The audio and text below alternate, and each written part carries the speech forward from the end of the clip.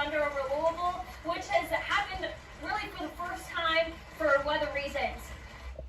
We've certainly dealt with issues during the event itself, but nothing like this. The decision to cancel Thunder over Louisville a week before the event. It pains me to say this at times because I've been doing this and this really is a labor of love. With historic flooding expected in the city, officials announced it's not possible to put on the event safely, both with setup and the event itself. The viewing areas along the waterfront will be inaccessible, and even again, accessing the barges to install the fireworks at this time. But the height and the speed of the river will prevent us from safely doing that.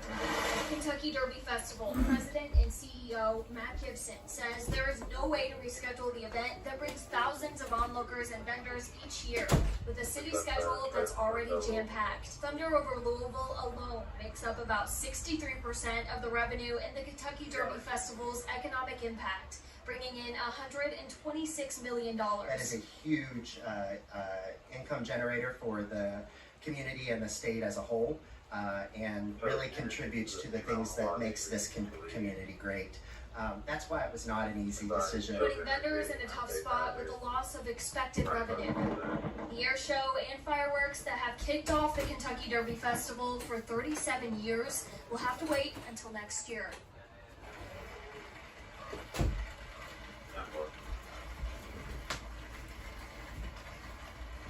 So as of right now, all of those other events are still on schedule, and we have a list of those events on our website, WHAS11.com.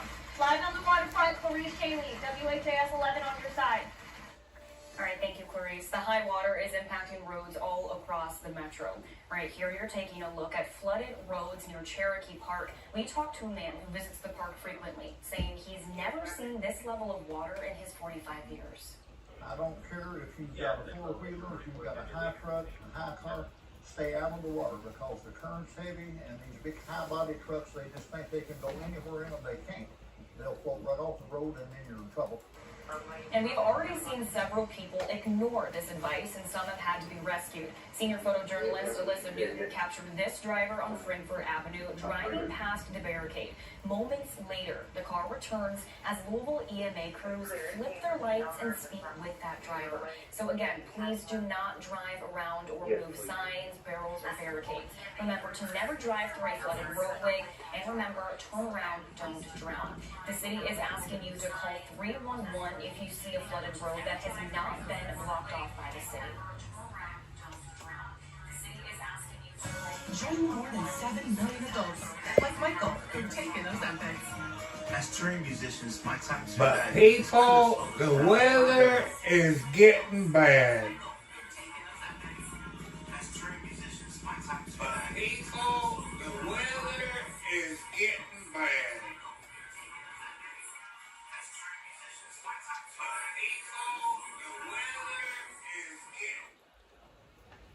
It's been raining for about the past hour. My yard is getting wet again. Since it's a commercial, and I'm not going to share the commercials with you. As you know, this month is April. And they have Thunder over Louisville, where they have airplanes, fireworks, stuff like that. They just announced on the news that it has been canceled due to the rain. So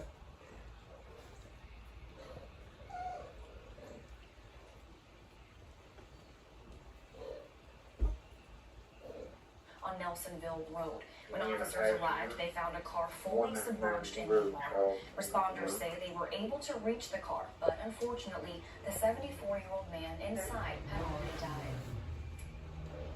The high water is impacting roads all across the metro. Right here, you're taking a look at flooded roads near Cherokee Park. We talked to a man who visits the park frequently, saying he's never seen this level of water in his 45 years. I don't care if you've got a four-wheeler, if you've got a high truck, a high car, stay out of the water because the current's heavy and these big high-body trucks, they just think they can go anywhere in them. They can't. They'll float right off the road and then you're in trouble. And we've already seen several people ignore this advice, and some have had to be rescued. Senior photojournalist Alyssa Newton captured this driver on Frankfurt Avenue driving past the barricade. Moments later, the car returns as Louisville EMA crews flip their lights and speak with that driver. So again, please do not drive around or move signs, barrels, or barricades. Remember to never drive through a flooded roadway, and remember, turn around, don't drown. The city is asking you to call 311 if you see a flooded road that has not been blocked off by the city. On the unprecedented move to cancel Thunder over Louisville a week before it was set to take place. The Ohio River already has risen 5 feet in the last 24 hours and is expected to rise 10 more feet before it crests. WHAS 11's Clarice Shaley and photojournalist Aspen Hester are at the waterfront right now. Clarice, we can hear the rain falling down there. What are you seeing right now along the Ohio? Alex, this rain is definitely going to add to it, but the Ohio River is actually creeping up to the Great Lawn here along the waterfront park, and it's only expected to get worse. That's why, out of safety concerns, officials decided to cancel Thunder over Louisville, which has happened really for the first time for weather reasons.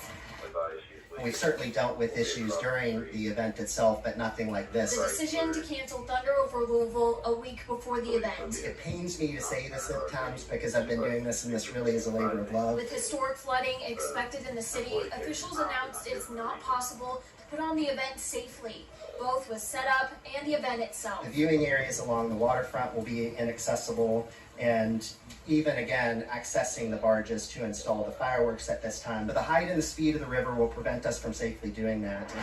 Kentucky Derby Festival President and CEO Matt Gibson says there is no way to reschedule the event that brings thousands of onlookers and vendors each year, with a city schedule that's already jam-packed. Thunder over Louisville alone makes up about 63% of the revenue in the Kentucky Derby Festival's economic impact, bringing in $126 million. That is a huge income generator for the community and the state as a whole, and really contributes to the things that makes this community great.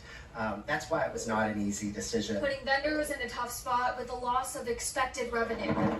The air show and fireworks that have kicked off the Kentucky Derby Festival for 37 years will have to wait until next year.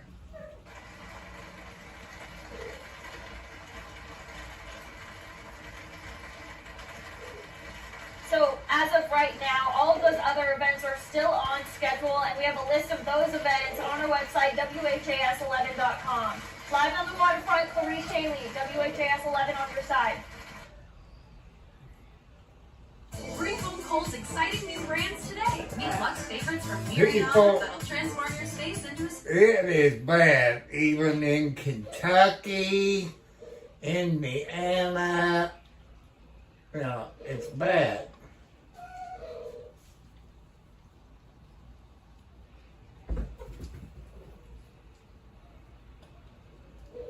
Setting rainfall yesterday with 2.21 inches of rain in the metro, and that was not the spot that got the most rain. Certainly across areas of LaRue County, back across portions of Grayson County and Hardin County, we saw 3, 4, even 5 inches of rainfall just yesterday alone. For the month officially, we are more than 4 inches above normal, and for the year, we're more than 7.5 inches above normal. So we're continuing to see rain right now this morning with some pockets of moderate and heavy rainfall as well. And unfortunately, this looks to be the case throughout the rest of the day today, into tonight and into the first part of the day on Sunday. Notice we're seeing some pockets of moderate to heavy rainfall into areas of eastern Jefferson County, moving across portions of the Waterson here and moving right along Interstate 65. We're continuing to see some very heavy rainfall, especially across portions of Taylor County, back into Greene County, moving now into portions of Adair County. And you'll notice areas that were hard hit yesterday are continuing to see some pockets of heavy rainfall. Now, we're also concerned about the severe weather component, especially later today, and we'll be watching for, in particular, some of our southern communities that could see a few strong to severe storms as we make our way later into your Saturday afternoon and evening. When we take a look at kind of the big picture here, you'll notice we are going to continue to watch for rounds of shower and thunderstorm activity to move over our area throughout the rest of the day today into tonight and into the first part of the day on Sunday, where this is going to exacerbate our already saturated ground, continuing to cause flooding concerns. So certainly this is one of those situations, as we mentioned earlier this week and last week, if you live near a river, creek, or stream, you certainly need to be on high alert. As we make our way throughout the rest of your Sunday, we'll be pulling in that cooler air. It's not out of the question that we could even see a couple of snowflakes out there. Not a big deal. Then as we take you into your Monday, a quieter day for us, we're looking at temperatures that'll be pretty close to normal. And then as we head into Tuesday, once again, it looks like a quiet and cool day. As far as what you can expect for today, it is a severe alert day. That's for a couple of reasons. First of all, obviously, we're going to continue to see some pockets of heavy rainfall, and we will continue to see flooding concerns across our area. Temperatures will start to dip a bit during the afternoon hours. We'll still hold on to the risk of our seeing some heavy rainfall as we make our way into the overnight hours. And then temperatures tomorrow will only be in the upper 40s. We'll continue to watch for that risk of rainfall. For your Monday and Tuesday, we're looking at dry skies, a cool day on Tuesday with temperatures in the upper 40s. Heading into Wednesday, we're going to be watching for temperatures to return a little bit closer to normal. Wednesday night into Thursday and Friday, we're then going to watch for some additional showers and storms. Let's send it back to you. Bring home Kohl's exciting new brands today. Meet Luxe favorites from Miriana that'll transform your space into a sanctuary. People, it's getting bad. As you saw earlier, usually this time of the month, they have what they call Thunder over Louisville, the beginning of the Kentucky Derby. And since you heard what they said, it's 5 foot above the stage and another 5 feet. That makes it about 10 feet or something like that. It's flooding, and they showed you the banks by Louisville and Jeffersonville. That means it's a safety issue for the barges that has the fireworks and stuff like that. And so there won't be no Thunder over Louisville this year. It has been canceled due to the weather. So, you know, some of you comes from outside the United States. Last year, I shared the live stream on my YouTube channel. So it ain't gonna be this year. Thunder over Louisville has been canceled. Players just give out. They have 4 passengers that they have to take, and I know you can't transport that many. Time that it rolls in, and we can't rule out some of those embedded tornadoes. So that's why myself and John Gordon will be here late tonight, keeping a close eye on the radar, and we'll cut in if necessary. But this is a look at the severe weather outlook for tonight. You can see the other night, on Wednesday night, we were under that level 4 out of 5 in the red. So tonight, not quite as severe. 3 out of 5 west of 65, and then as that that's true. Rather be safe and sorry. Is expected to weekend. But as we mentioned, some warnings are possible, and we are seeing those warnings off to our west. The green, flash flood warnings. The yellow color, that's severe thunderstorm warnings due to high wind gusts and hail. And then the red, we're just seeing a couple of those tonight, which is some good news. Tornado warnings, of course. Thankfully, no active warnings for the Kentuckiana viewing area as we speak. The previous flash flood warnings that we did have in place were allowed to expire. You can see dry for us right now. A lot of lightning with this line of storms. We're watching these storms right around Paducah, heading towards Evansville as well, where they're trying to bow out here. This line will slowly move east and northeastward and likely move into our area pretty late. We're talking likely after about 1 a.m., maybe 2 a.m.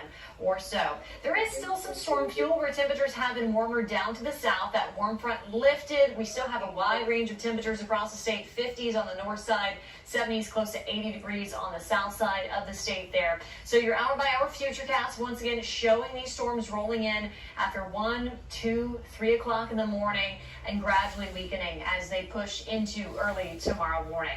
Now we do have more waves days of rain, of course, on the way for your Saturday. We'll be breaking that down and talking more about our flood threat coming up in our extended forecast. Very good. Thank you, Mallory. Now, all new on the 19 tonight, the president of the town board in Utica, Indiana, says they will close all main roads into town. Coming right up, the closure will begin on Sunday around noon, right after church, to try and prevent non-residents from going onto the roadways, flooded roadways in Utica. They also may check IDs to still allow residents to return to their homes. Steve Long says a few people started evacuating today in Utica, and they want to protect their belongings. The personal property, and we've got to show the people in Utica that, you know, they're number one right now. They're getting beat up. I mean, you know, I've been through floods. I've never been flooded. I've had to go around it, and those people are hurt, and they don't need any outsiders coming in and making it. It's an easy decision. Utica, Indiana sits right next to the East End Bridge over the Ohio River. Jeffersonville officials say they have not deployed their flood walls since 1997. If the river in Jeffersonville reaches 39 or 40 feet, they told us today they may have to do that. What? That's dangerous.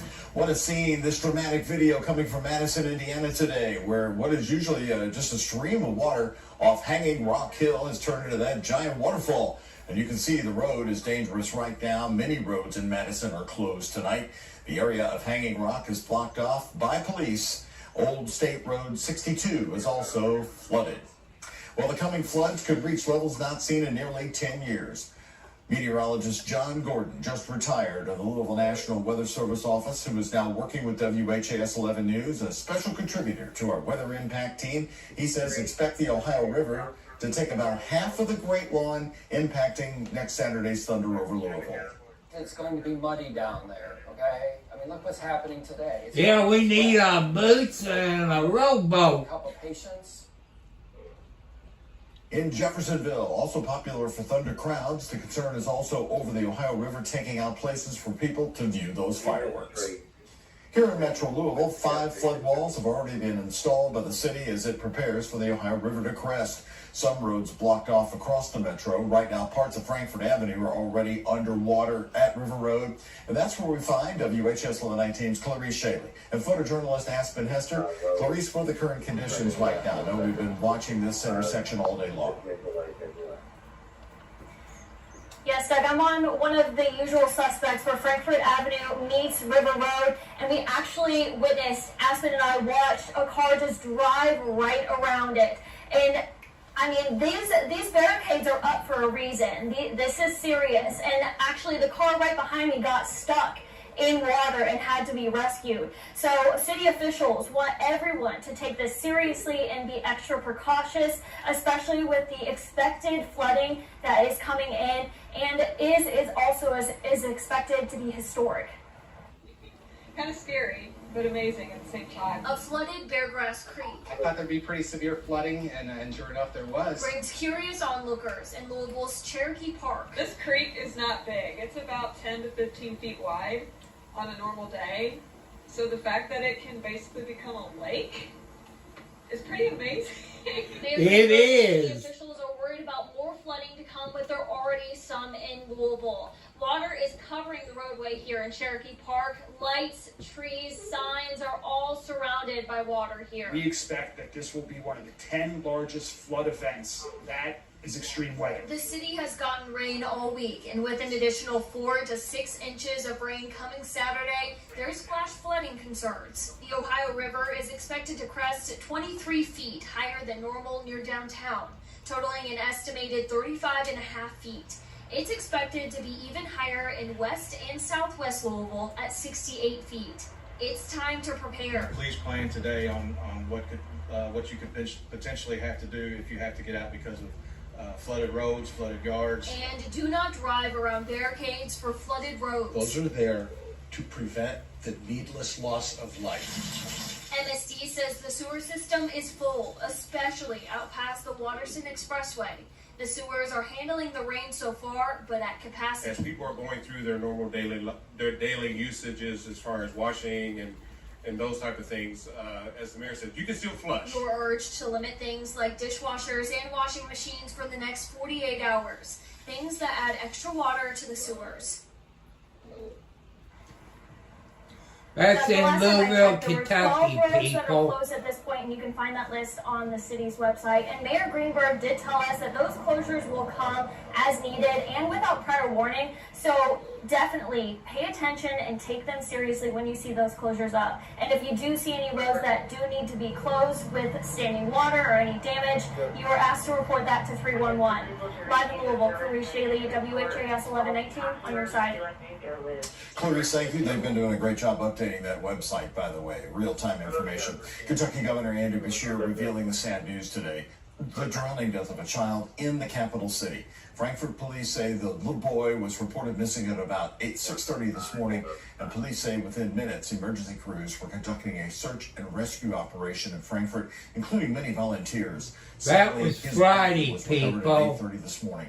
The Franklin County School Superintendent confirms that he was a student in their district. He says they did have support staff at school today for students and staff. Kentucky Governor Andy Beshear pushing for residents to remain cautious as the deluge continues. We'd ask people, especially as the rain comes back tonight and through tomorrow, don't go out if necessary. It's going to be gone from most of Kentucky by Sunday morning, so just be careful. Let's ride this out and let's get everyone to safety. President Donald Trump declared an emergency in Kentucky, meaning FEMA disaster assistance will be available to all 120 counties. FEMA has confirmed that they will cover 75% of the cost for emergency protective measures. FEMA says state and local governments will then cover the rest. Right here new tonight, as more severe weather moves across the country, we're learning that nearly half of the National Weather Service offices in the United States are critically understaffed at the moment. That's according to a report just out from the Associated Press. As our Travis Breeze first reported this week, here in Louisville, meteorologists with the National Weather Service could not survey the tornado damage in Jeffersontown and other areas because of staffing shortages and continued severe weather. Detailed vacancy data show the field office is now understaffed by nearly 30%. They have 7 vacant positions. We were told by the Louisville office this week in response to this that some employees were on spring break but have since returned. The former chief of the National Weather Service nationally is Louis Mussolini. He says overall the numbers are disturbing, saying in part, no one can predict when any office gets stretched so thin that it will break, but these numbers would indicate that several of them are there or getting close. Right now, new on the night team, we are heading south. Just before sunset, we headed to Lebanon Junction in Bullitt County. City officials installed these of not only the floodgates, but put in the sandbags on Railroad Avenue, and they began the sandbagging operations.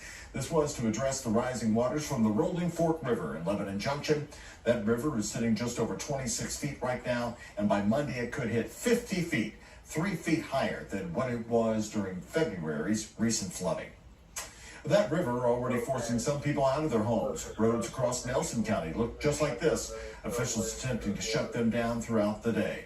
Meantime, for New Haven, Kentucky resident Kay Inman, she's now staying with her mom and has packed up her home inside a tractor trailer outside. The second time in about a month and a half, yes.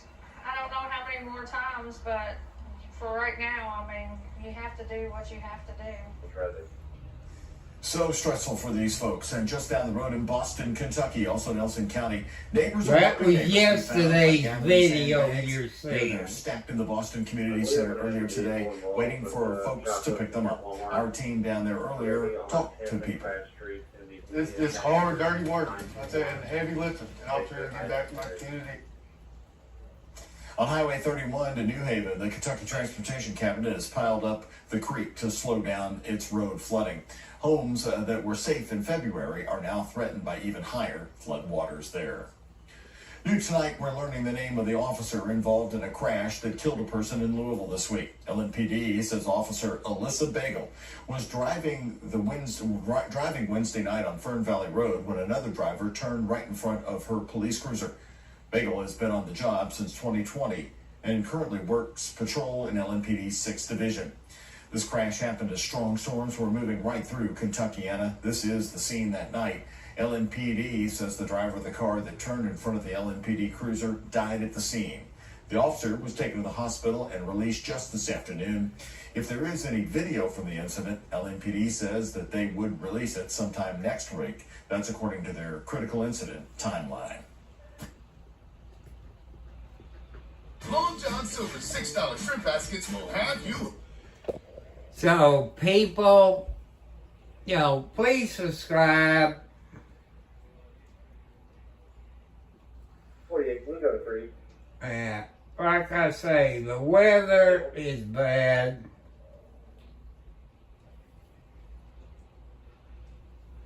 And just be careful.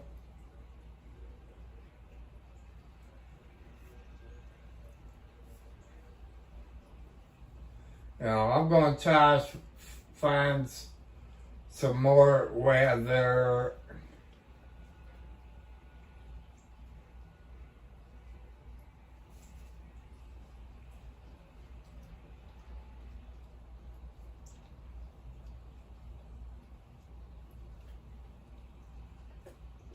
I'm going to be 10-6, Mississippi County with traffic control reference and tree across the highway.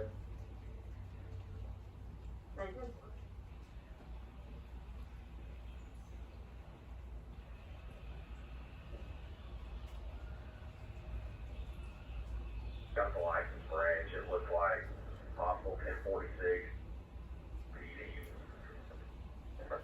back to their trucks, and they pulled in the license branch. I'll be out with both vehicles.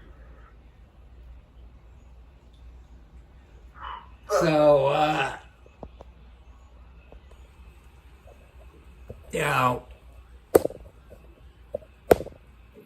everybody be safe out there on the road.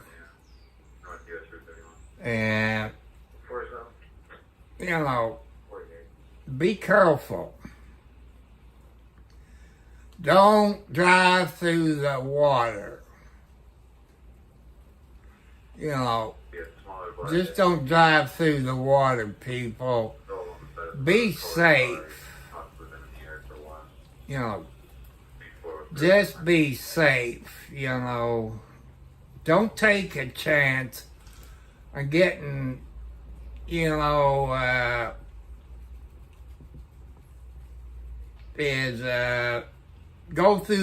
don't go around barricades. Check on your neighbors.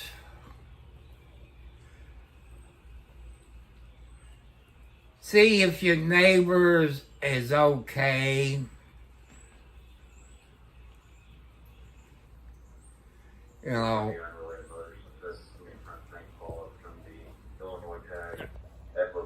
There's another TV station.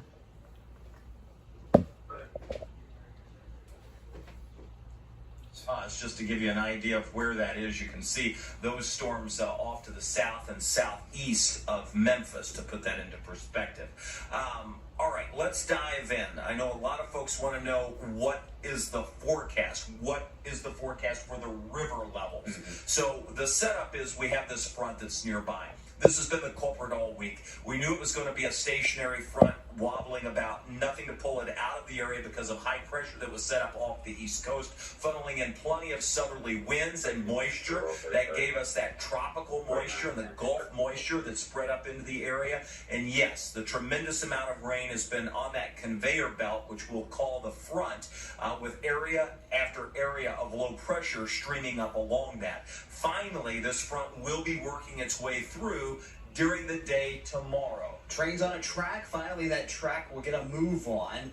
The heaviest rain will wind down by sunrise tomorrow morning. So by the time I'm talking to you on Wave News Sunrise starting at 6 o'clock in the morning, the heaviest rain will be exiting Wave Country. Having said that, it's still going to take a little while for this front to totally clear our area. So we still have rain in the forecast throughout the entire day on Sunday. But as we've discussed so far tonight, the rain tomorrow is not going to be as heavy as what we've experienced for the last 3 days now, which Obviously, the flooding issues aren't going anywhere, but we may not have to worry about flash flooding as much tomorrow, which are fast rises in those floodwaters. And boy, that's good news. Yes. Because that sometimes just catches you off guard. You have no time to prepare for that. Right. Let's talk about how much rain we've already had. I think you're going to be surprised at some of these totals to our south. Some areas, these are radar estimated totals, but some going as over as 15 to 20 inches of rain close to the parkways. Now, here in Louisville, what was our latest total? Latest total, actual measurement from the airport was around 5.8. Okay. We've had, the latest update we got was around 4:30 this afternoon. We had less than an inch of rain going back to midnight. I'm sure that's gone up since then. But so close. So long story, 5 to 6. yeah, long story short, we're around a half foot of rain going back to a Wednesday night. Yeah, and if you remember, we were saying we should probably get anywhere between that 8 to 12 inch total. Obviously, that underperformed for a few folks and overperformed for a few others, but in general, that was not a bad forecast. Cut it out, kitty cats. Potentially looking at historic flooding coming into the area. Consequently, we have thrown many Wildcat. streams, creeks, everything out of their banks, and we've got flood warnings for just about everywhere, along with that flood watch that's been in place since Wednesday as well. Our river levels have the potential to also go into flood stage. When you see the squares, it's telling you that's where it will be or where it already is in some cases. So the forecast is certain. The circles are indicating a 30% chance of it reaching that level. So you'll notice that we could, along the Ohio, still see the river go into major flood, but it's a small chance.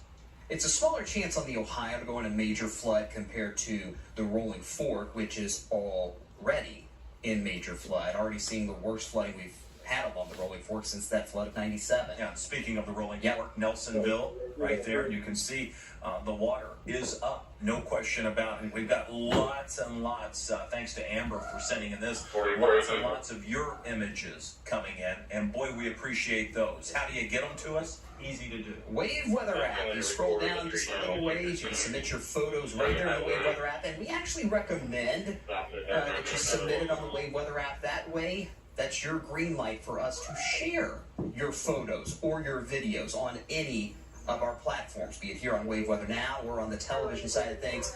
We'll also, from time to time, pin a post on our Facebook page that says, hey, you got any photos of what's happening where you are? Put them in the comments. That's also a good way to send us your photos and videos as well. Yeah, we can pull those right off and show them into our system here, which is nice. Here's another one that came in from Tiffany Sims. This is Cartwright Estates down in Lebanon Junction along the Rolling Fork.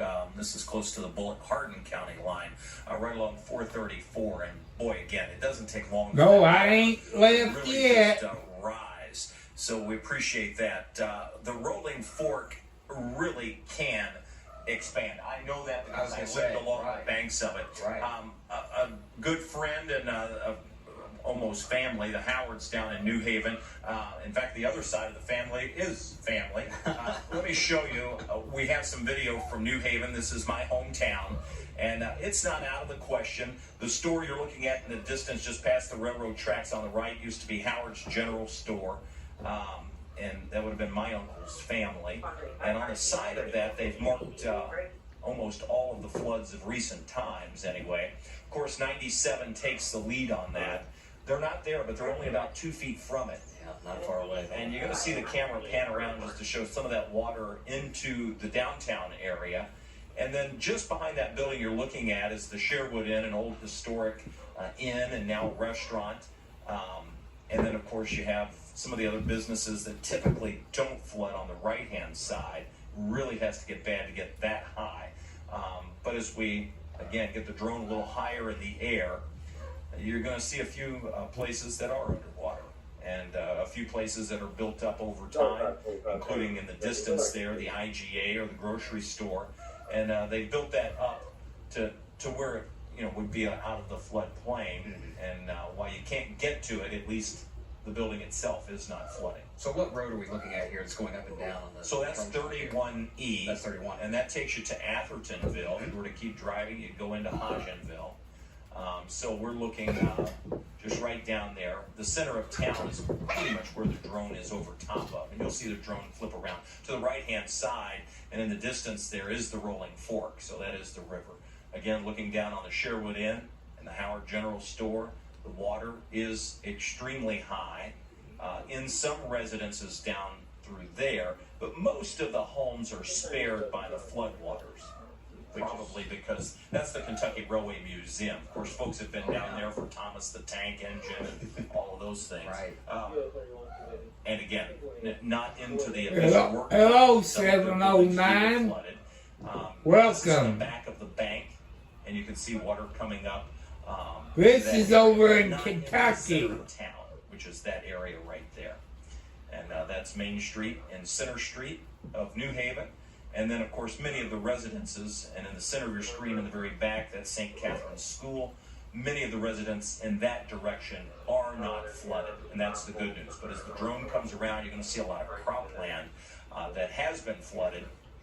And as the drone swings around, you can see not only that part of the downtown area, but then along the railroad tracks and along, of course, the rolling fork that is just inundated in. If you look, you see the Ohio River up there by those Yeah, they're mountains. still up to about 2 feet less than 97, but they're still going to get another inch or two of rain. Right. So it will still rise. You know, for instance, Boston is running at what, 52 point, their forecast is 52.5. They're around 50.5 right now. Yeah, so if they reach their crest at 52.5, that would be just about 2.5 feet shy of where it was in 97, which was the all-time record. Right. So that was New Haven. Again, pointing out some of your pictures, we appreciate those. Let's take a look at Frederickstown. This is in Washington County.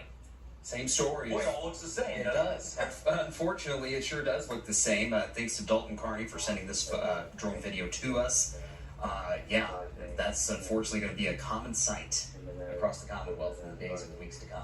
I just hate that. Yes. You know, Louisville is not going to escape this either, so we have the ability Neither to see will what Utica, that flooding looks like. which is in Indiana. Oh gosh, what was it? A year ago, they released information that we're going to look at here. Some folks are claiming it's exclusive. The fact is, this is public data from NOAA, and this is the flood inundation.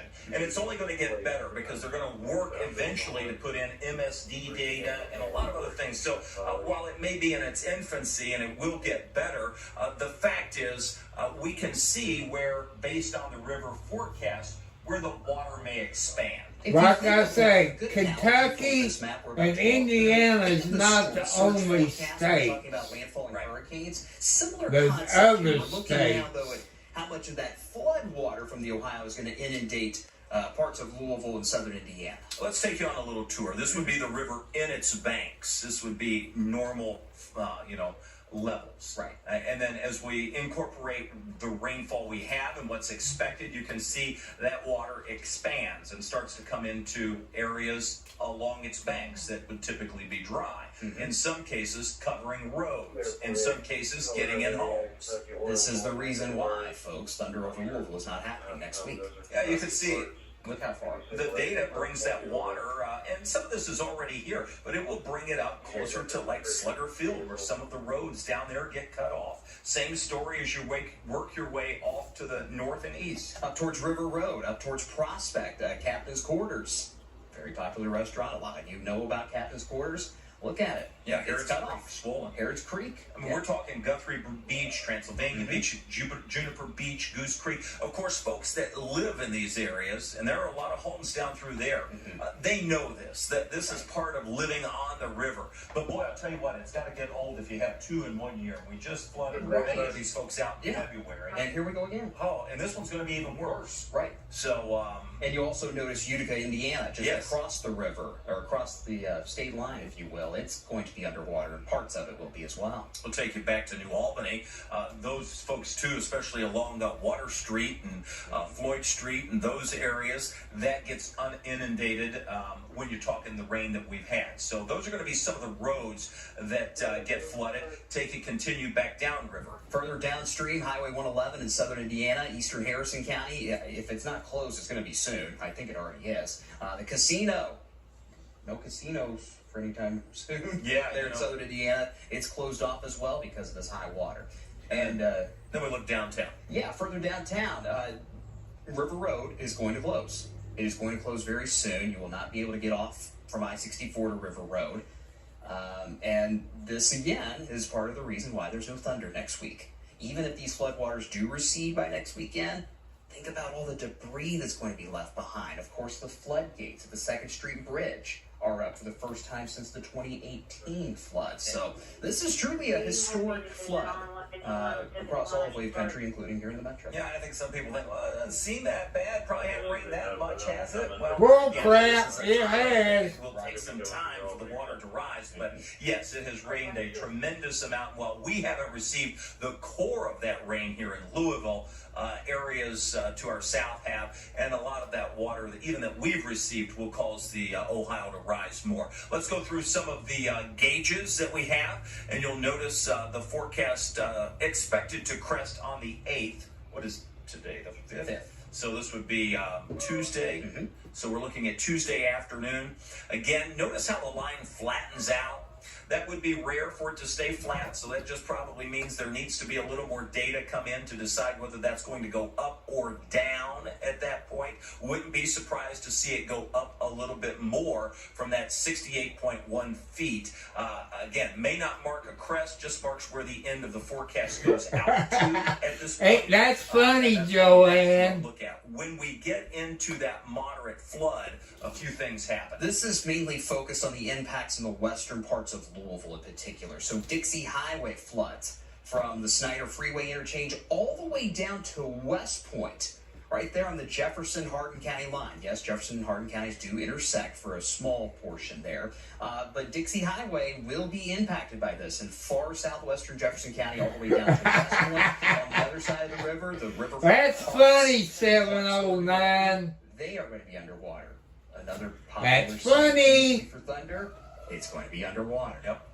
We have the McAlpin upper gauge, and that too continued to rise. Right now at 24.54, expected to go another 10 feet above that. So we're just now crossing over the line into minor flood, but that will continue to climb into the moderate flood as well. That's where we start to see Utica Pike flood. Duffy's Landing in Jeffersonville is a good point of reference for that.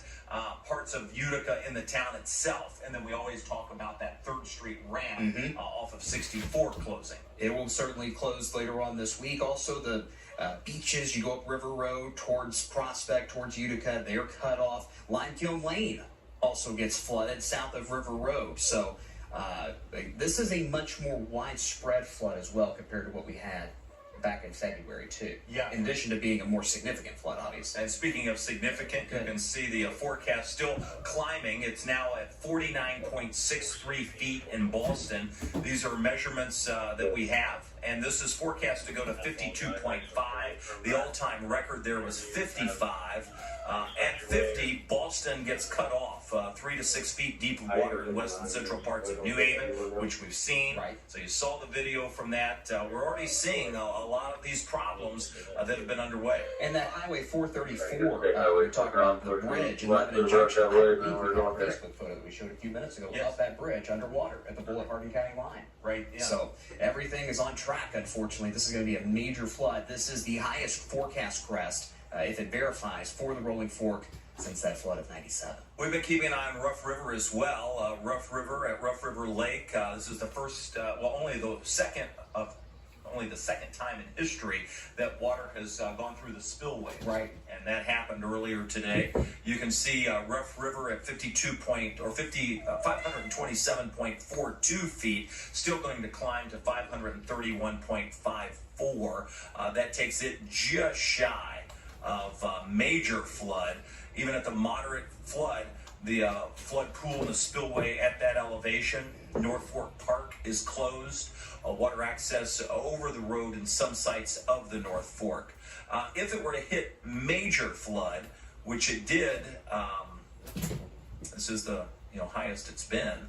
That was 527.4, and that was in 2011. Another significant flooding spring as well that year in 2011. So when we say historic, this is what we're talking about. Now we go to Taylorsville Lake, the Salt River in particular. Right now, it's in its banks.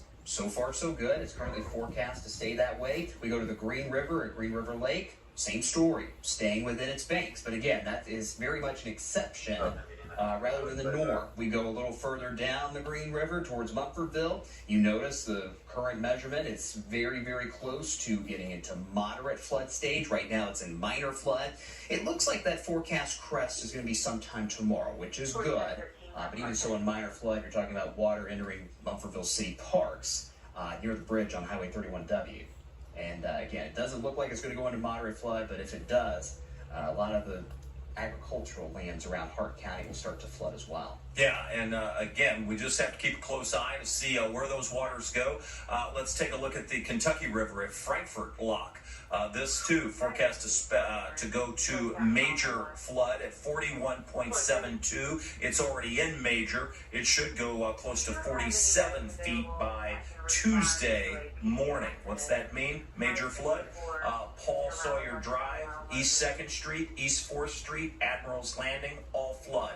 The entrance at McDonald Ferry Road floods. The campground at Still Branch Road is closed, and warehouses along Great Buffalo Trace Road also flood. Logan Street also closes, Norton Street, Murray Street, Riverboat Landing is flooded. And again, if these roads don't sound familiar to you, remember, we're talking about different parts of the region. We're focusing on the impacts in Frankfort with the Kentucky River already in major flood. Here's the Blue River at Fredericksburg. So now we kick to the Indiana side. Yes, we're going to Indiana now.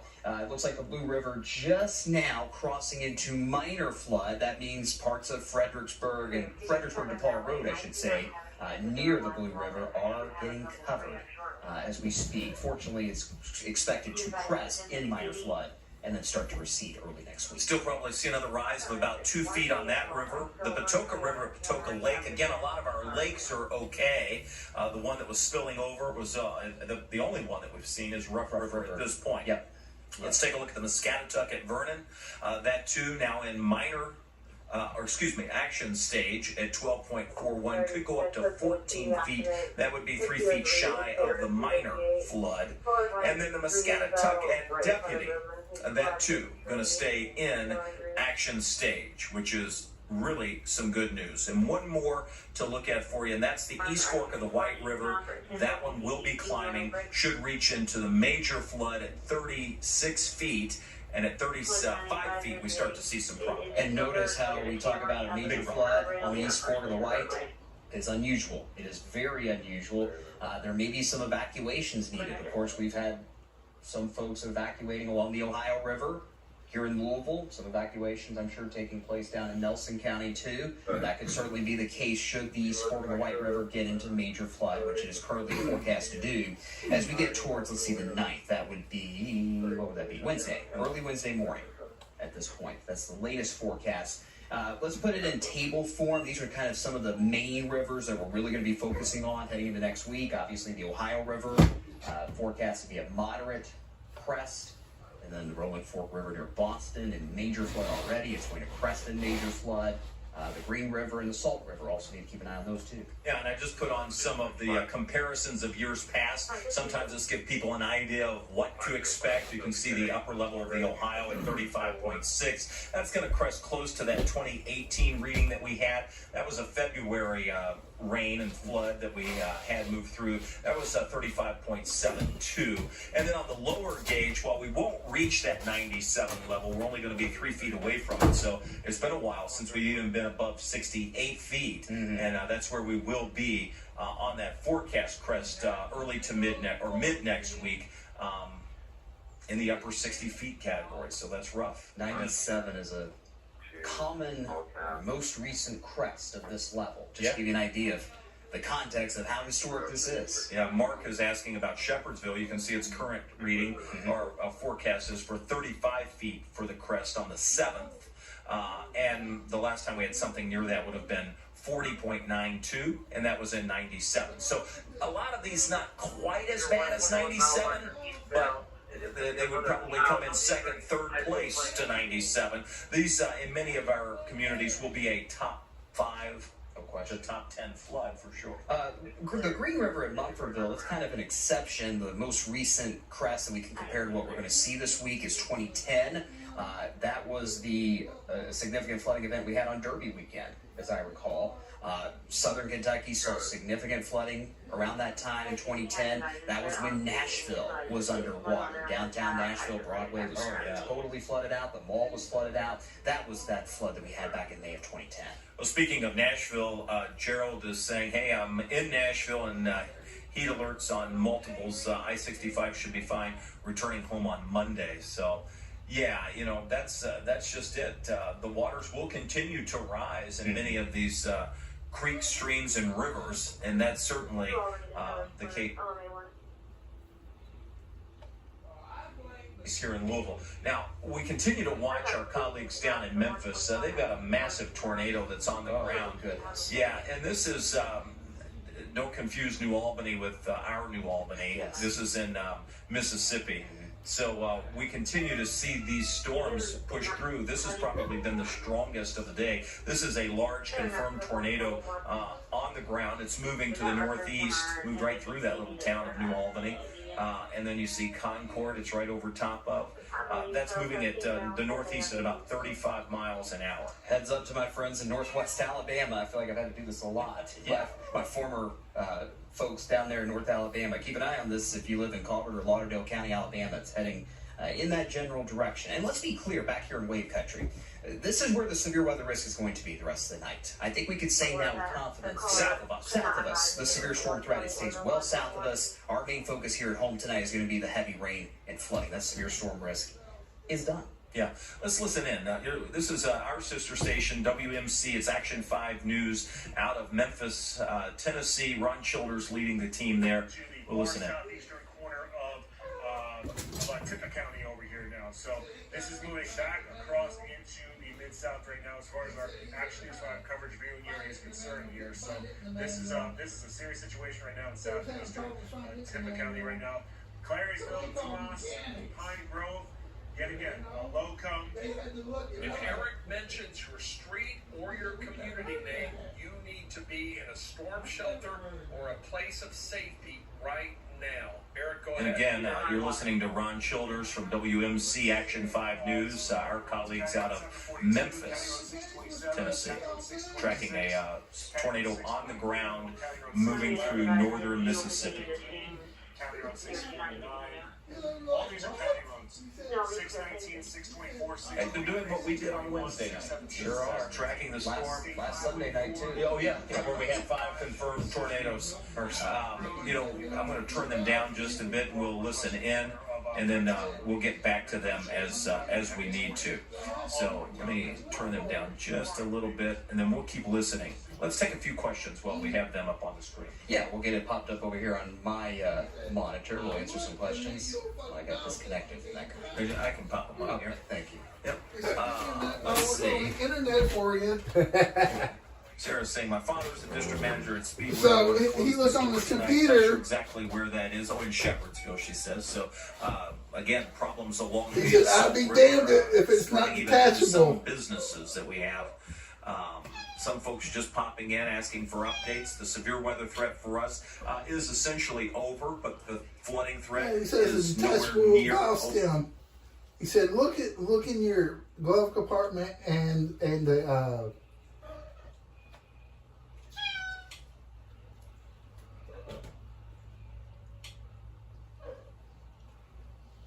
And the center console.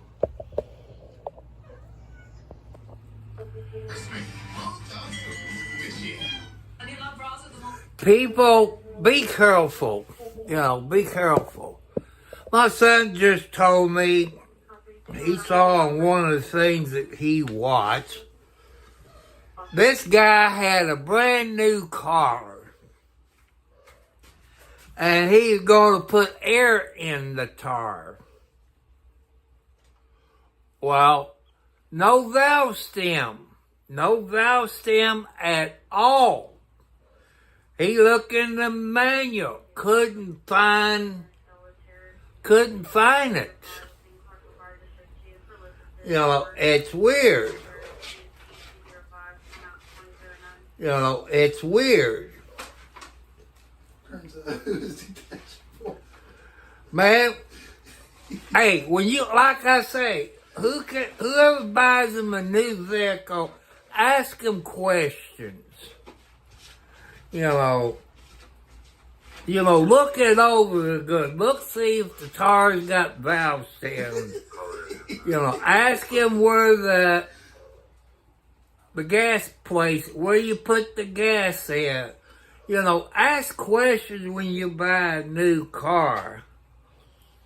And this guy called his mechanic. He said, look for it. He said, I even took my hand down there and feel around it, no valve stem. And they looked it up on the internet to find out. What they had was a detachable valve stem. And I believe it was in his, glove box? Yeah. It's weird.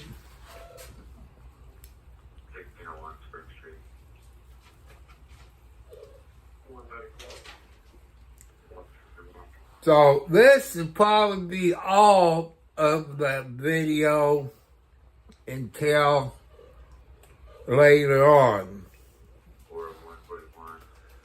So I'll let you know the update of what the weather that we had.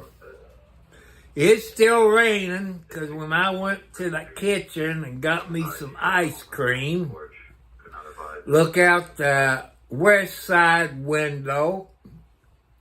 It was still raining.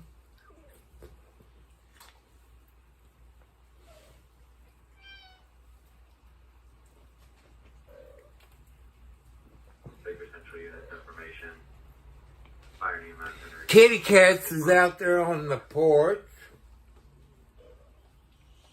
Oh. Well, the creek's up a little bit, but not like it was the other day when I showed you.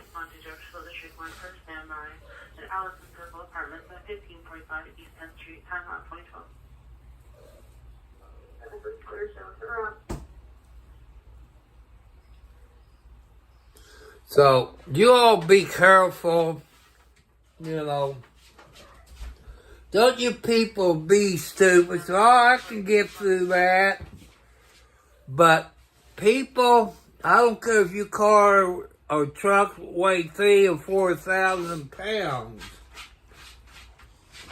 But that water is swift. And it's going pretty fast. So, be safe out there. And where you live, your area. I-69 northbound from the 265 interchange. Investigate for a possible impaired driver. The impaired driver of a white Charger, and will have a blue license plate with white lettering, unable to obtain numerical keys. Colors advising, unable to maintain lane control or speed. So, be careful. I showed you some video of yesterday about that one place in Kentucky that 6 or 7-year-old boy drowned on the way to the bus stop.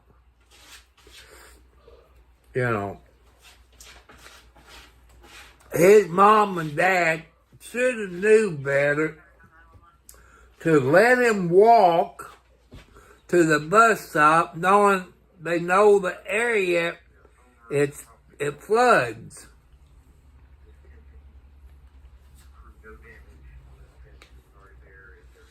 Like when I showed you the other day, this is the second time it done it since I lived here. It don't do it every year. And, if I had the money, it would be fixed. Get some dirt, drain pipes,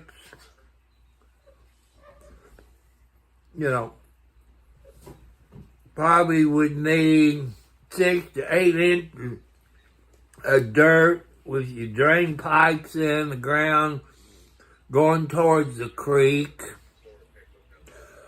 And since the water in the backyard is over the ladder lines, you can't flush them. You can't flush the toilet. You can't, there's things you can't do.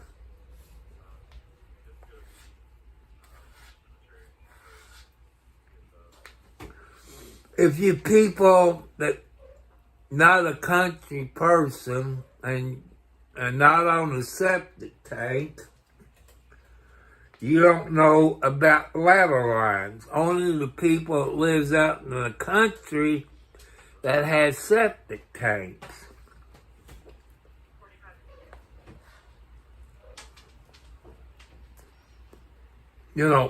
Before you buy a house, people, do your research. And, find out when it rains, does it flood, check it out.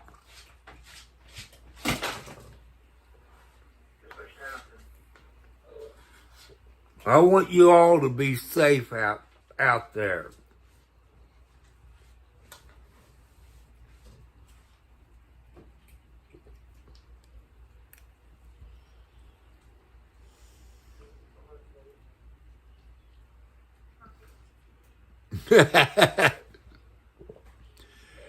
Yeah, don't float away.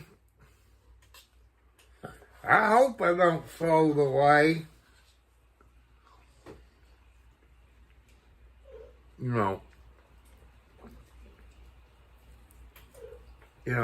I'm going to be up all night, people.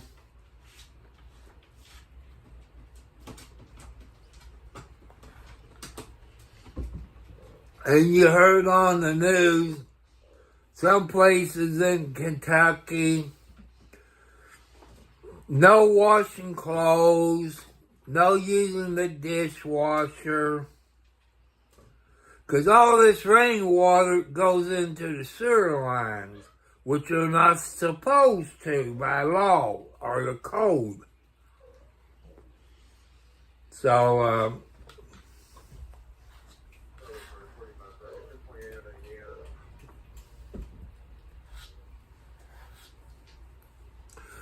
but I'm getting mad at these trolls, people.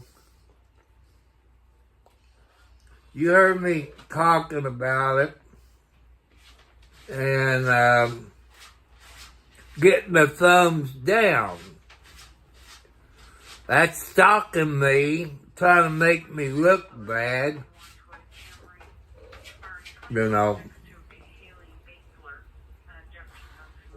I checked it this afternoon. I had 2 thumbs down. But YouTube is up on it, and the FBI. No, I'm not a snitch, but when you threaten me and stalking me, that's illegal. Now, I sent the email to the FBI.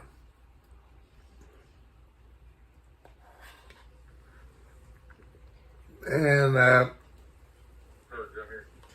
some of those people that was causing trouble was teenagers, 12 to 13 years old.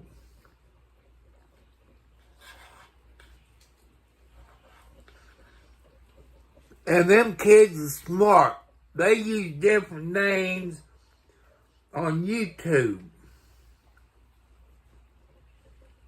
And I think you have to have different emails.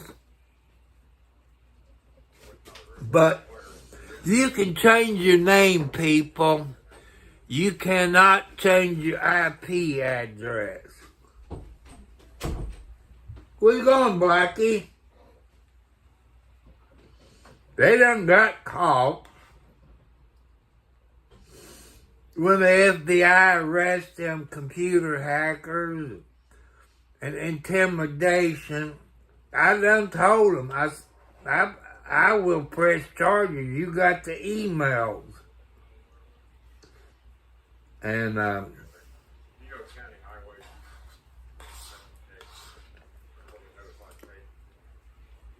when I went to, did I go anywhere this morning? No, I didn't go anywhere. Maybe it was yesterday. I don't know, but up the road, when I came off of the main road onto 31, but a half a mile north of me, they had signs up and flooded area. And I was told early this week, or maybe last week, at Scottsburg, I'm going to say maybe 100 years or so ago, that Scottsburg and Scott County, maybe Underwood, I don't know, Austin, it was a lake.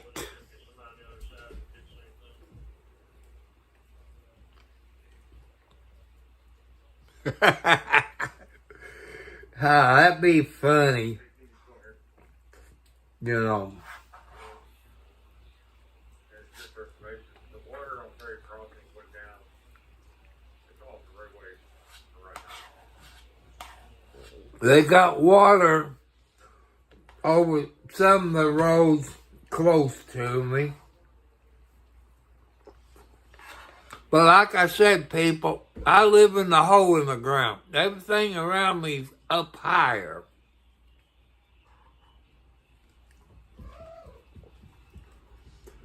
But I blame the state of Indiana.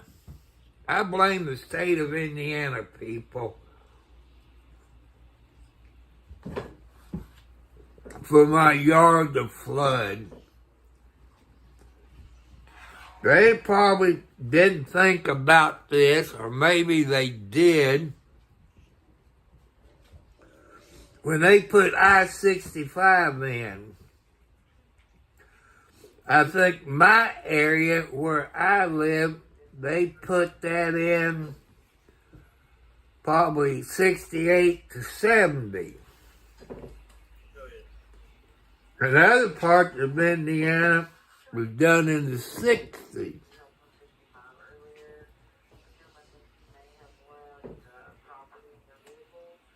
And all the water I'm getting in on my west side of the property is coming from I-65.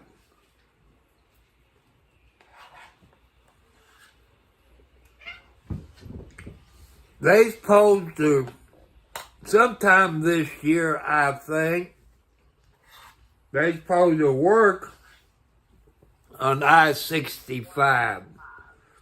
Instead of 4 lanes, they're going to make it to 6 lanes.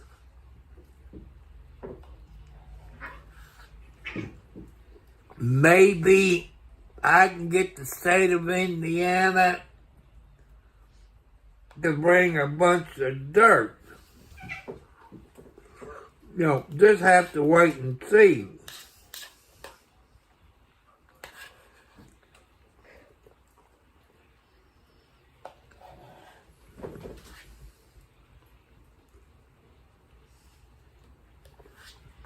But I did find out that the JC store does take Cash App. Because I wanted chocolate ice cream. And the lady didn't know. They do put money on the Cash App there, so I knew they did it. I didn't have to use the Cash App, or did I? Yes, I did. I had to use it on, I think, my ice cream. Because ice cream ain't a healthy food. Why ain't it healthy? It's milk, but maybe because of the sugar. I did buy me another 24-pack of Pepsi Zero at the Walmart.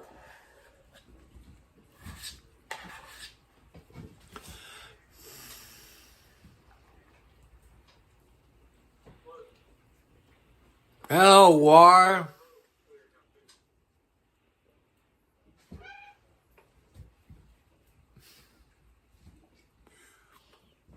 Hey, well, I wonder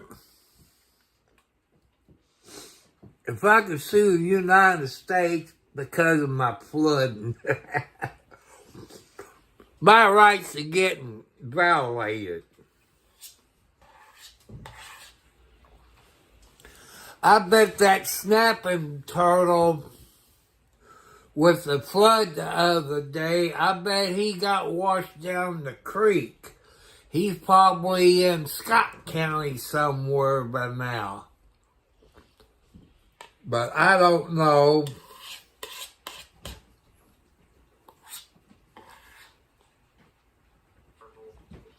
I didn't wake up today until about 9:30. Yeah, I let you lick the bowl when I get done, Nancy. I took my medicine.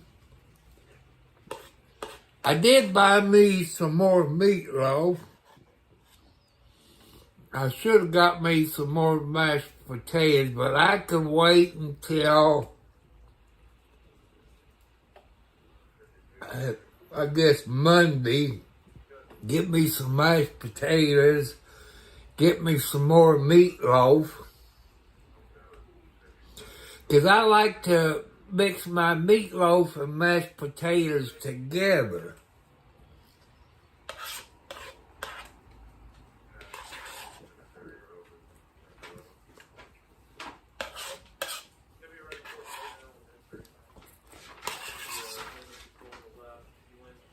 Come on, come on, come on, come on.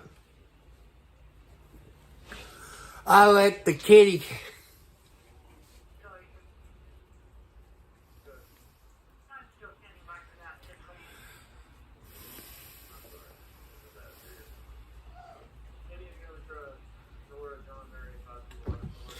Yeah, I'm hoping everybody's okay. And, you know, I got some good moderators, War. You seen the other ones I had. They was a-holes.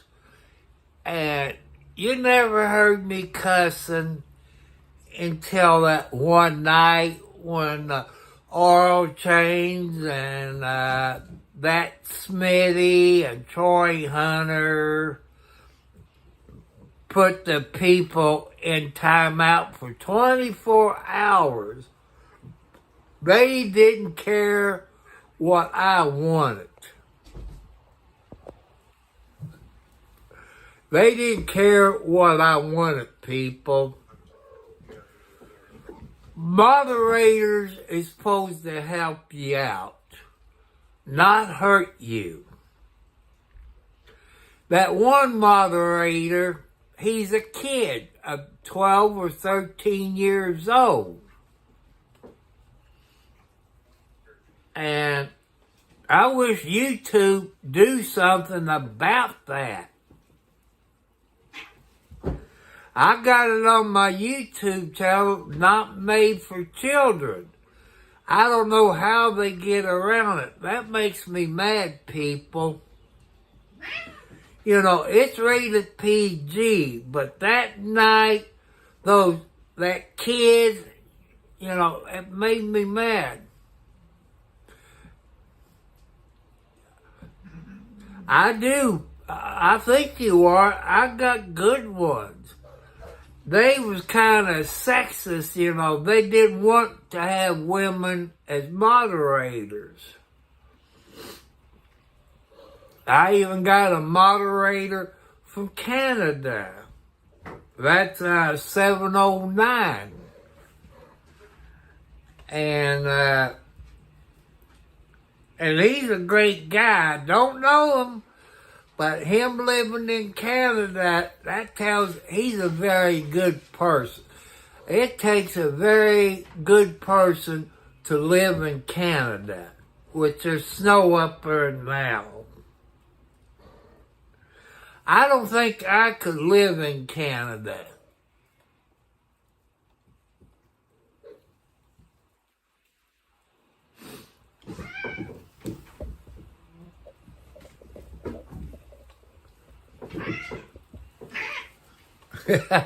Margaret and Alex is fussing. Margaret's trying to teach her firstborn how to be a good girl. So you're making daddy unhappy. But people, you gotta love your animals. Even wild animals. But people, you gotta respect your wild animals. Raccoons, possums, foxes, skunks. You gotta respect them. Back years ago, my son was young back there then. I was walking with a cane up on this one street. There was this polecat. In case you all don't know what a polecat is, it's a skunk.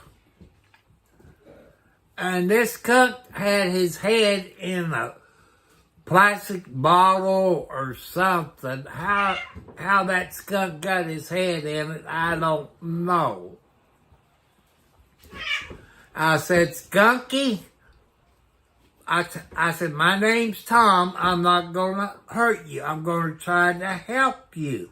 So don't squirt me. I said, I want to get your head out of that bottle or plastic thing. You know how big a skunk's head is. And I hold on to it, and he wiggled his head out of it, turned around. I said, oh, crap. I'm going to get squirted by a polecat, which is a skunk. He walked a little, probably a couple of feet. He turned around and looked at me like, thank you, Mr. Tom.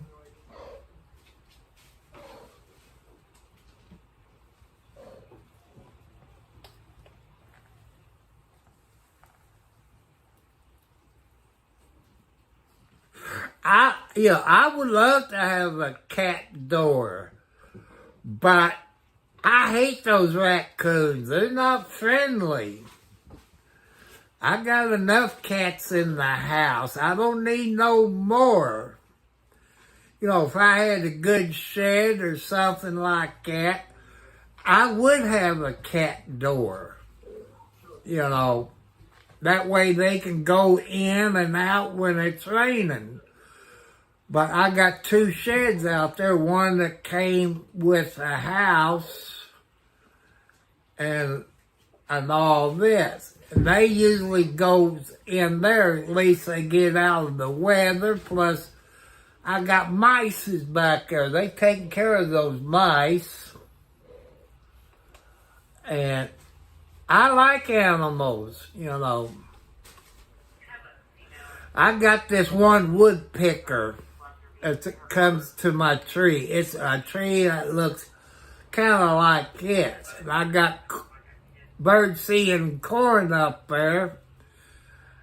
That bird will fly to the top of the tree and walk itself down and, get the corn. And then he walks up the tree so high, that way when he flies, he won't run into the house. I do get some birds that does hit my picture window. I think it's funny. I'll be here and what's a thump? How many of you people from a few years ago on TV, there was a cop show they called The Deputy. His wife, I believe, was Mexican. He had 1 or 2 kids. The sheriff died.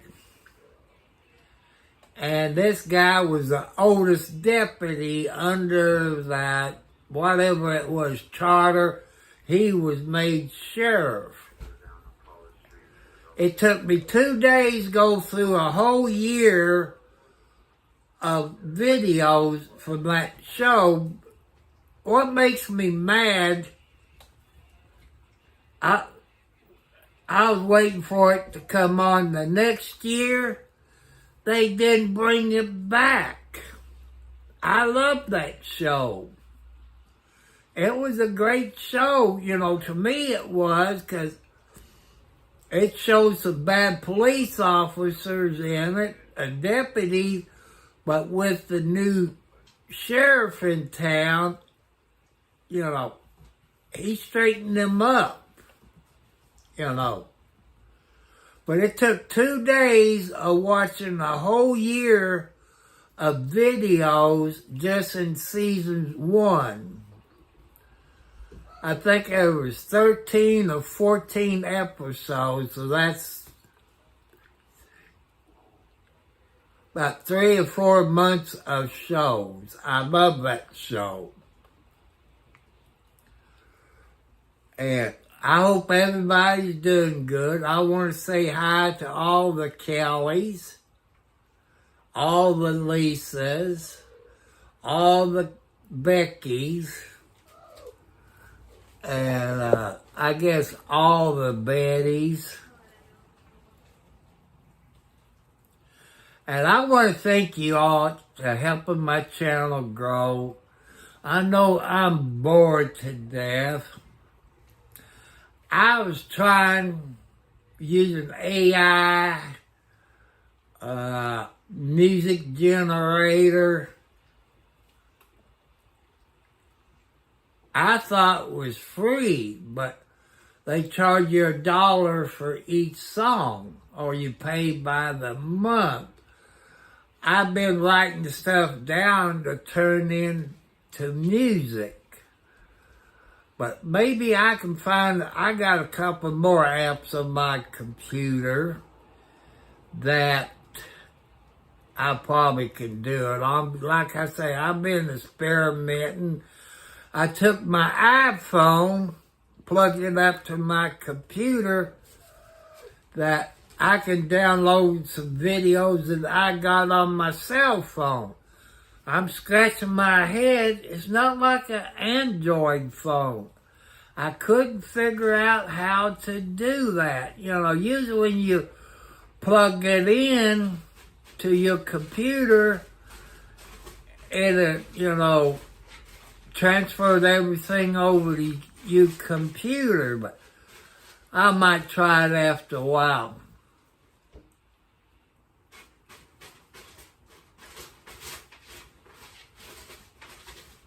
Yeah, I saw that, Wart, because I typed in deputy and I saw the cowboy show, when you talking about the deputy. I watched a few of them because I ain't got nothing to do, people. I'm bored. I'm single. I got health problems. Maybe 709 and Joanne's right. Maybe I need a good-looking hillbilly lady, Maybe that's one I need. The last hillbilly girl I met, she kind of kept me in line. We wasn't dating, but she made sure that I walked the line. I wanted to date her, but I didn't do it. And she talked like she was from the hills of Kentucky, I believe, or Tennessee. I think it was Kentucky. And she talked like she was a hillbilly. And people ask me, are you from the South? Because they said I sound like I'm from the South. I'm from Indiana. You know.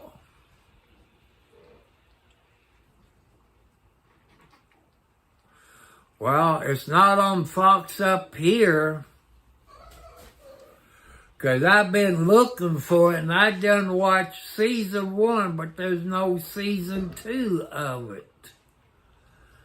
And I like that show, but I guess I have to do more looking about that, you know. Like on a computer, you know, it's pretty good, you know. I can see the chat on my cell phone now. Before I had to use my glasses, but to make it better where I don't have to. I've seen season 1. I think there's 13 to 15 episodes of it. And the last one there was, he was announcing he was going to run for sheriff, like that. That makes me mad, these TV people. They get a good show. Yeah, 13 of them. I couldn't remember. I slept since the last episode. I couldn't remember. I knew it was somewhere between 13 and 15. You got a good show like it. I was watching it every week. You know, that made me mad they didn't come out with season 2. You know, but maybe Fox or another channel will come out with season 2 and 3. I'm hoping and praying to God that they will do that. And some people that sent me emails said, try to keep it at an hour. You know, but since I had bad weather, I'm going over an hour because about the first 30, 40 minutes was the weather part of it. And I took my I took my shower last night. So I will check my lotto tickets tomorrow, because I think they had a drawing, I think Friday, and I think they have one tomorrow. And if I won, I couldn't sleep all night, so settle down. Go take a cold shower. But people, I'm going to let you go. And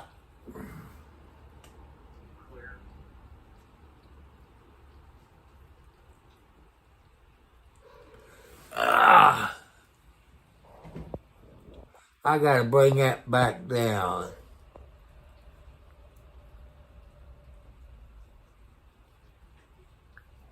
I guarantee you, you know, I say I can't wait until Monday, 7:09. I just can't wait until Monday. So people, I will not be on here Monday because I watch Hudson and Rex. It's a show out of Canada. Hudson is a cop in Canada. He's a detective. And Rex is a German Shepherd K9 unit. And the first episode, Rex's master got shot and killed. And that's how Hudson and Rex got together, you know. I know they can train dogs, but, you know, his name was, his real name wasn't Rex. His name was Diesel.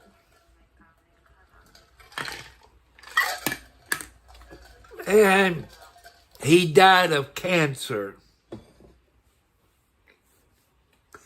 Because I saw maybe on YouTube, if you type in Hudson or Rex, you see the video.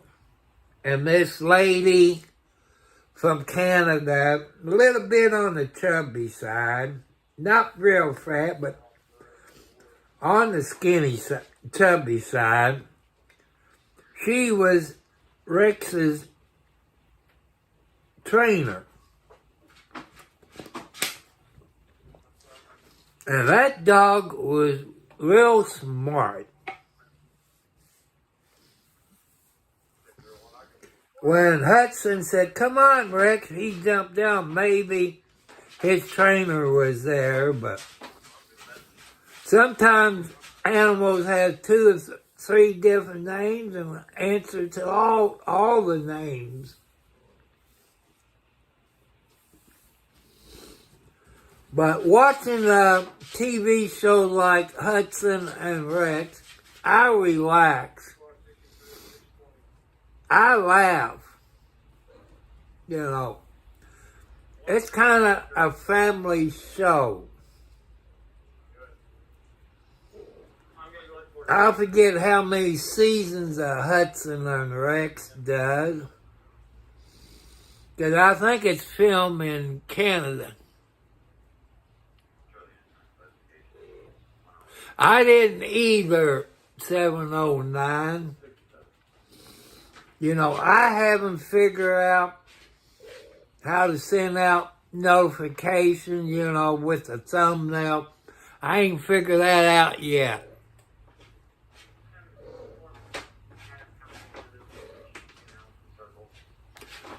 And let's see if I can reach for an ink pen. Now, where's a piece of paper? Since I moved my table, I don't have any.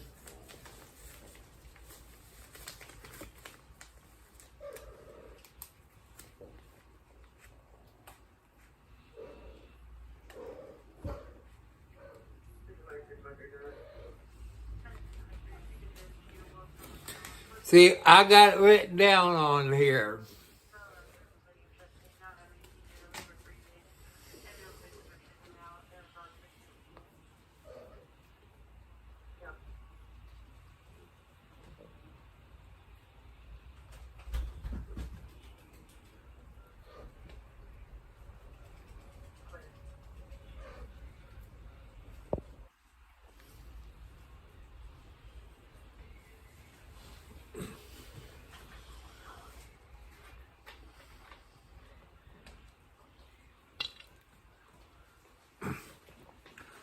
But where I got what they call a smart TV, like a, what do you call it, the Fire Stick TV at Amazon or something. And I even also got an outside antenna. I do get a bunch of free shows and movies and all this. You got what they call it, Freebie and Pluto. You know, then I watch movies on YouTube. All this week I watch war movies. You know, they had one on there the other night about, was it the Memphis Belle? The story about that. And I forget, it was a British show.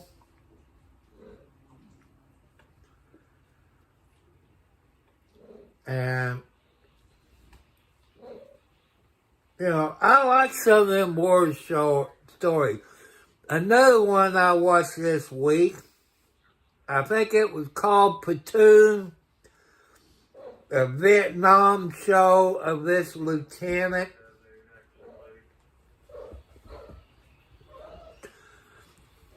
I like good shows, and there's another one where they came airplane pilots. They showed them going through, they went back to the day of the Red Baron. Those kind of planes. And this one guy in that movie, he had a good pet. He had a lion. I think it was over in England or somewhere, or France.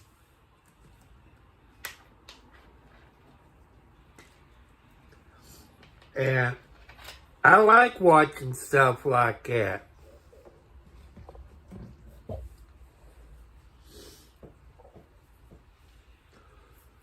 I might come alive again later. It depends what the weather's going to do. I wasn't going to come live, but all at once it popped up on the TV. I said, man, I got to share that. And that's what I did. What, Kathy? But I don't think there's any hillbillies that live in Indiana where I live. You know. But it sounds like the cops, Smokey the Bears, 5-0 is going to be busy tonight because of the flooding. The idiots out there that drive through the water, even with the barricades out. I've seen some idiots out there that remove the barricades and go through. You know. There's stupid people out there. You know, don't go through where there's high water, people. There's a reason they got the road closed. And why they got high water signs up. Or they got the yellow police tape up. And you saw it when I was showing you on TV, the idiots went around the barricades. And, you know, if I was a cop, I'd start giving them tickets. That's the only way you're going to stop that crap.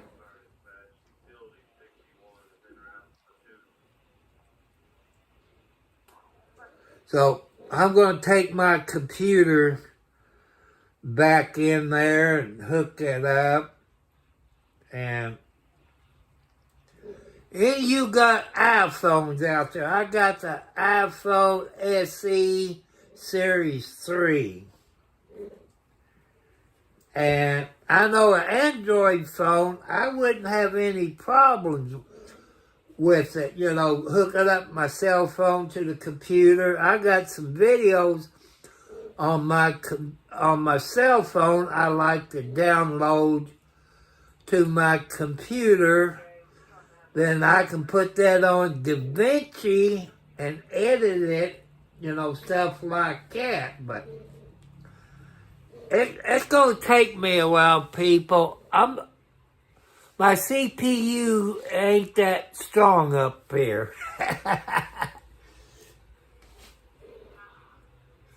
Well, it wasn't open today because it rained this morning. Yeah, the cell barn is open on Saturdays.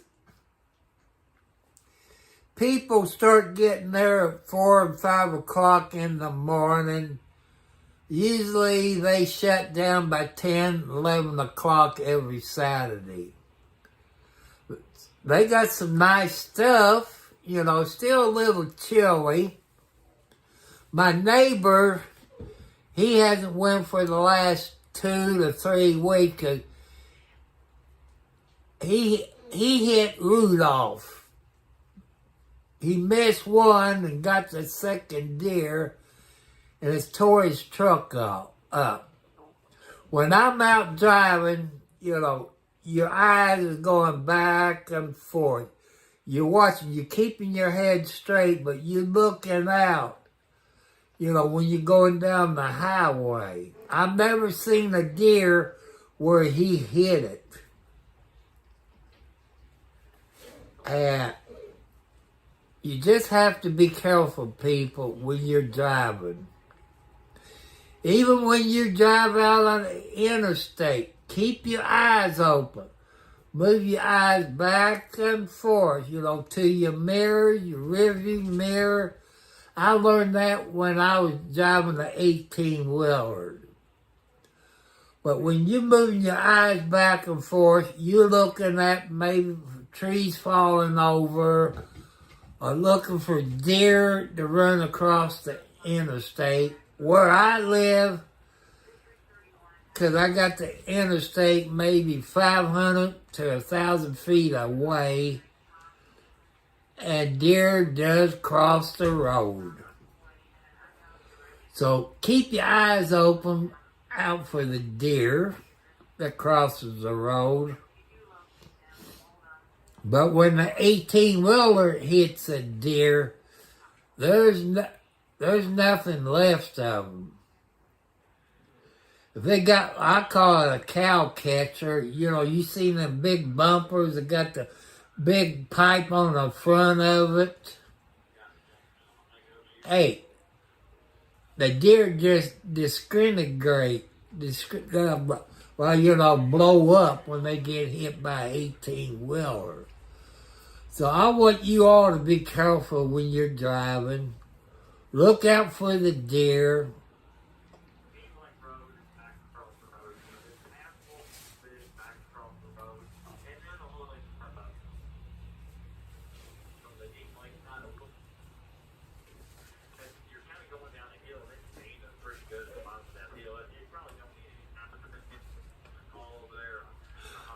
No, I got the police radio in the background.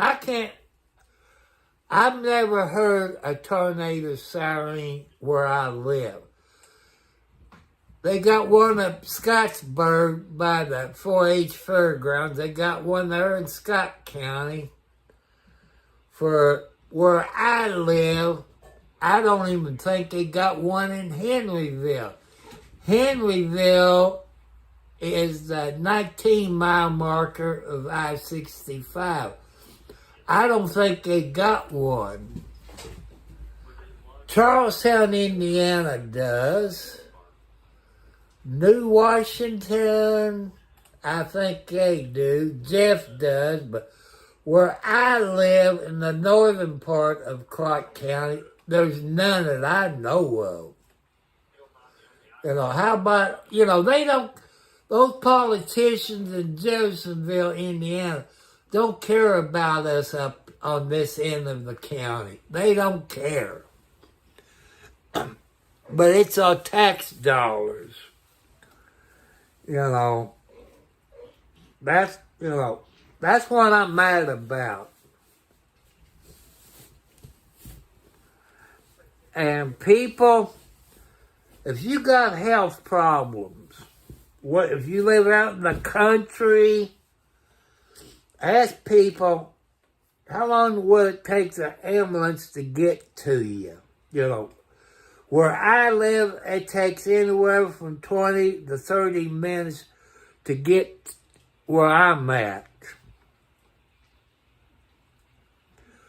But we do have a fire department. I live close to what they call Station 2, which that's a volunteer fire department. Henryville or Moreau Township is one that's called Moreau Township. They do have EMTs and paramedics on the fire department. And when they come up to this area, or New Washington, or Otisco, or Marysville, they sent out the first responders. And I got to go down when I'm going southbound to like to Henryville at the four-way stop and talk to the guy who owns that shop. Plus, he has those big tow trucks. I want to see what I have to do. Because I'm not going to give you the house number and make a street up. Say I live at number 1 X County Line Road, like that. But I don't live on X County Line Road. My house is not even on that road. It's on another road. And I want to ask him, what do I have to do? Because it's a safety issue for us old people. And I'm going to have to ask him the next time I'm down that way by his shop, because he's on the fire department. I think he's either the fire chief or assistant chief, something like that, or battalion commander or something like that. And that's, see what I can do. Maybe he has some ideas, I'm just thinking, maybe he can help me straighten that out. Just have to wait and see.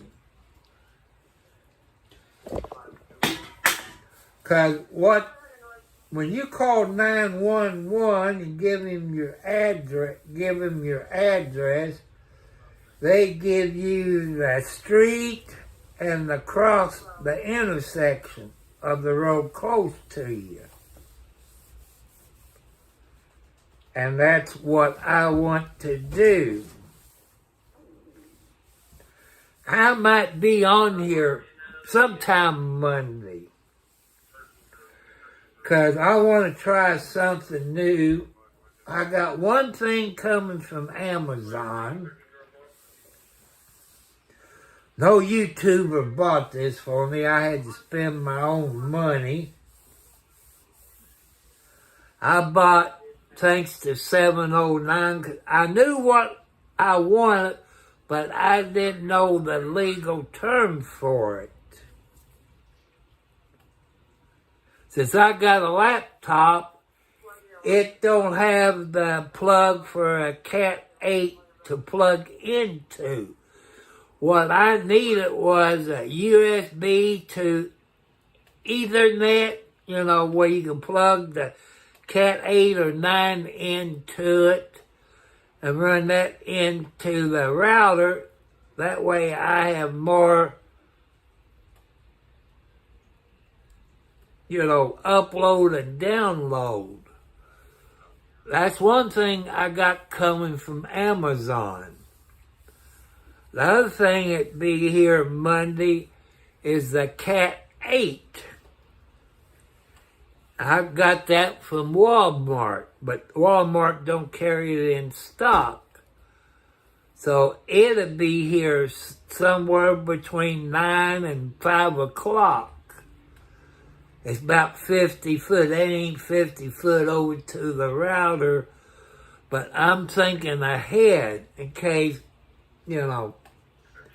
if something happens, I got I got 50 foot.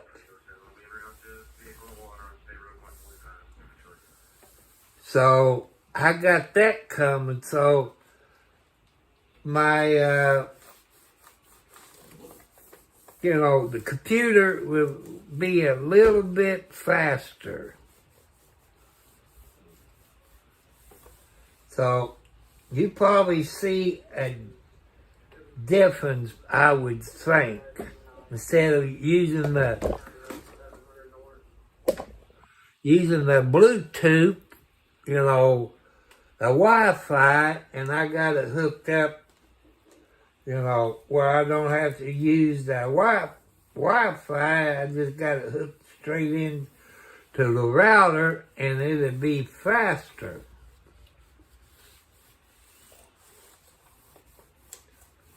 So I'll be trying it out Friday, you know, hooked it up, and probably have to load down drivers and stuff like that. You know, I'm no computer expert, but thanks to 709, he knew because he's younger. You know, that's what YouTube is about, people. We're family. We try to help each other out. I know my YouTube's different from 709. It's different by wire. It's different from Kansas Cop Watch.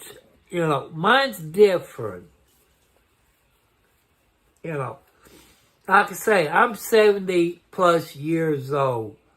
I'm bored. This helps me to pass the time away. I tried to help your people out, you know, give you ideas, you know. You all has helped me out. And doing, you all recommend that I do some court TV stuff for trials. Which I did do Karen Reed trial. And there's other people thought she was guilty, but after I shared the video and talked about Turtle Boy, you know, if I was on the jury, I would find her not guilty because I had my reasonable doubt. She was set up. You know, you just have to go back and watch Karen Reed from day one. You know what I'm talking about. So, it's time for me to get off of here, people.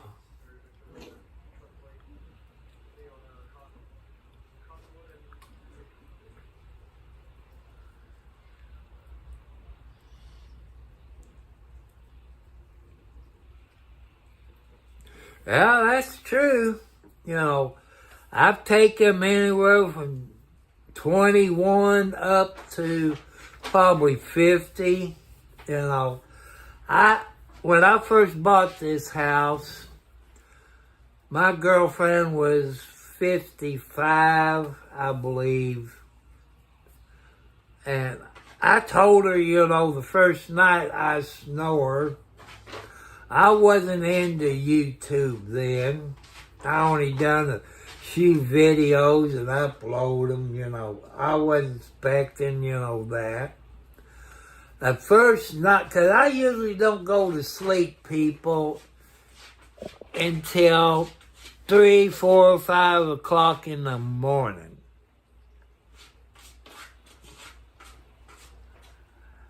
And the first night she was here, I fell asleep about 8:30, 9 o'clock. And I slept like a baby. You know, we got along fine. I washed her clothes, laid her clothes out for her to go to work. You know, she helped clean the house up a little bit. You know, we help each other out. It helped pass the time away. There are some things that she did that I didn't like. You know what I'm against, and, you know, like that. But that's okay. I heard she changed a little bit. I know she knows about my YouTube because her daughter let her know. And I called her and I texted her. I told her what my YouTube channel is. She'll be pretty well PO'd at me right now because, you know, I can only do so much, you know, on my housework. As far as LG, they haven't got back with me. I sent him the model number, the serial number, when I got it. Sent them the reference number that they gave me, this and that. And if I don't hear from them by Monday, I done turn them into the TV troubleshooter, the BBB, the Federal Trade Commission. You know, I got another thing up my sleeve, but he's awful busy. He helped me out once before, and I appreciate it. He didn't have to help me. And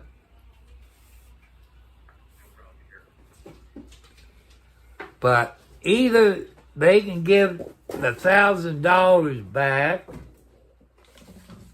or give us another stove. You know, is what, they can do. The first stove they brought on December the 12th or the 13th, it didn't work at all. The only thing that worked was the burners. And the oven didn't even work. The clock didn't work. And now the oven quit working. You can't set the time. You can't do crap. And it makes me mad.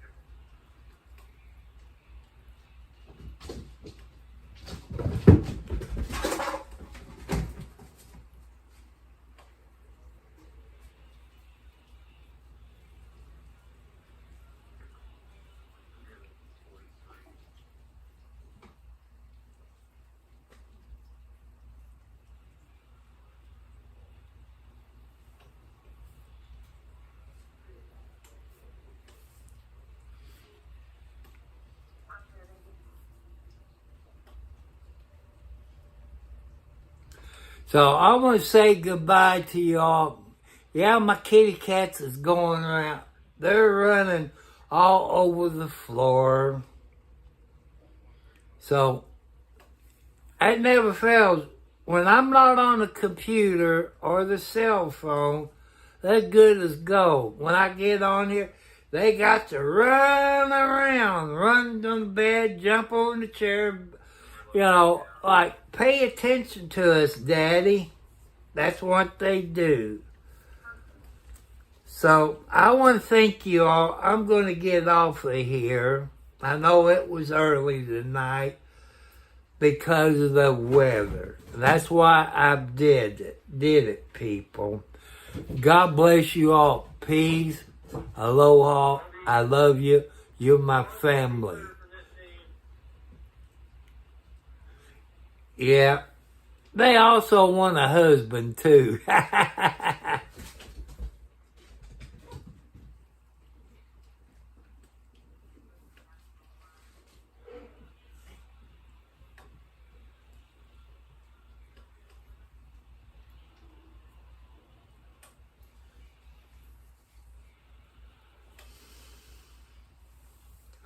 So I want to thank you all. I love you all. I'll see you later.